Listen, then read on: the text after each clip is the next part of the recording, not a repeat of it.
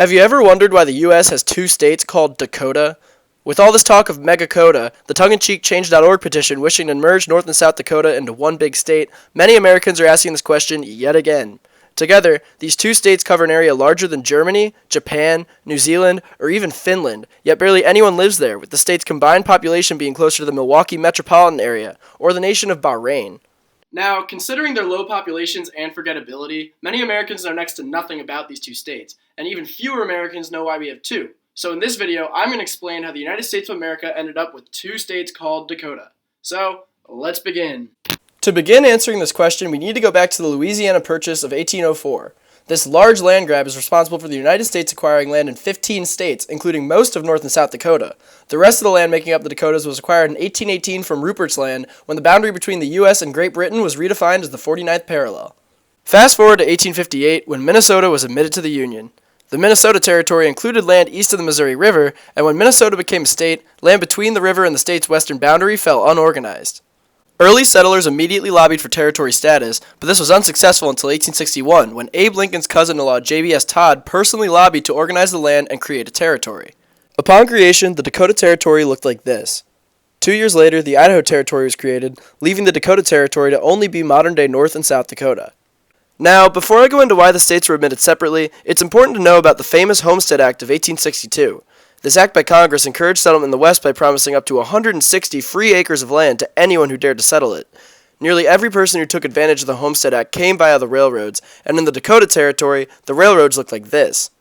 Now, most homesteaders didn't settle very far from the railroads, since railroad access meant easier access to trade and transporting goods. However, since the railroads were so spread out, the Dakota Territory basically ended up with two culturally and economically distinct population centers. Now that we've looked at why the Dakotas were settled, let's start explaining the differences that resulted in them being incorporated as separate states. First of all, the southern half of Dakota had always been more populated than the north. In 1880, southern Dakota had 98,000 people, whereas North Dakota only had 37,000.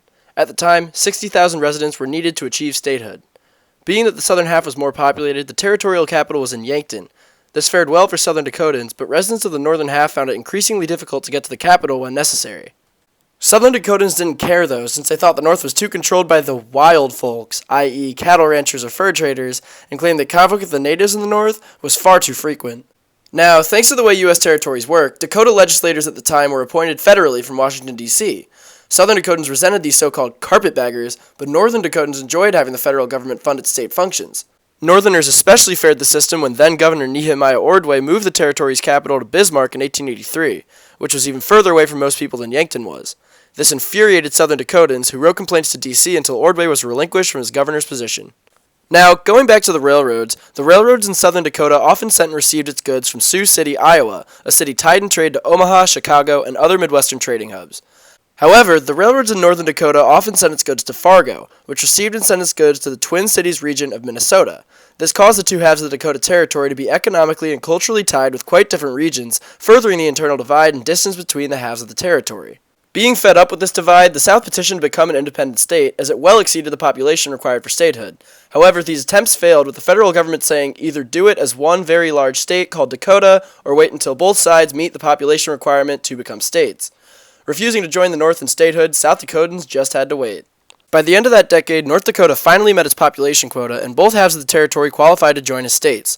The border was originally going to be the 46th parallel, but it's actually 1/12 of a degree south of that, as the top of the Coteau des Prairies was determined to be where the line was drawn instead.